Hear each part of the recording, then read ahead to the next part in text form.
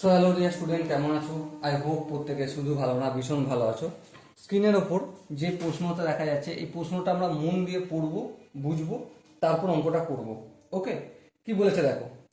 If 40 main মানে 40 জন ব্যক্তি working 12 hours a day, একদিনে 12 ঘন্টা করে কাজ করে, can complete A work in 8 days, 8 দিনে কাজটা শেষ করতে পারে। দেন how many men working 4 hours a day can complete the same work in 16 days? মানে কতজন ব্যক্তি কাজ করলে 4 ঘন্টা করে পার ডে 16 দিনে কাজটা শেষ করবে।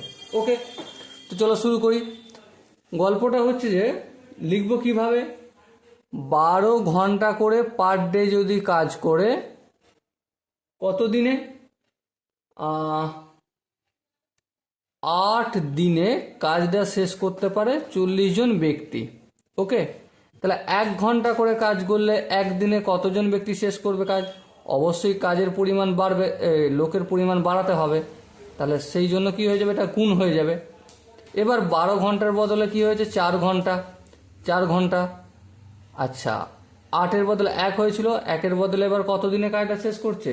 দেখো কোশ্চেনে বলেছে 16 দিনে। তাহলে 16 দিনে, তাহলে এক এক ঘন্টায় কাজ করতে যতটা লাগছিল, যতজন শ্রমিক লাগছিল, তার তুলনায় কি হবে, ভাগ হবে না গুণ হবে? অবশ্যই ভাগ হবে 4 দিয়ে। কেন ভাগ হবে? ধরো সাপোজ একটা কাজ যেটা 1 ঘন্টায় করছিল, সেটা যদি তোমাকে আমি 4 ঘন্টায় করতে বলি, তাহলে সময়টা 1-4 হয়ে যাবে, সেই জন্য 4 দিয়ে ভাগ। যেই কাজটা তুমি একদিনে করছিলে, সেই কাজটা তোমাকে যদি আমি 16 দিনে করতে বলি, তাহলে 16 ভাগ কাজ করবে একদিনে, তাই না? সেই জন্য এরকম ক্যালকুলেশন হলো। এবার দেখো 8-8 8, 8 দুগুণে 16, বেশ।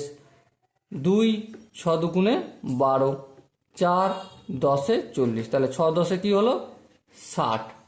সো আনসার কত হবে? এখানে যে 4টে অপশন আছে তার মধ্যে 2 নম্বর অপশনটা সঠিক অপশন হবে। Okay, so dear student, I hope তোমরা প্রতিটা স্টেপ বুঝতে পেরেছো। যদি কোনো স্টেপ বুঝতে অসুবিধা থাকে, ডাউট থাকে বা কনফিউশন থাকে, তার জন্য কি করতে হবে, কমেন্ট সেকশনে জানাতে হবে। ওকে, সো ডিয়ার স্টুডেন্ট, দেখা হচ্ছে পরবর্তী সেশনে। ততক্ষণ পর্যন্ত ভালো থেকো, সুস্থ থেকো এবং জয় হিন্দ।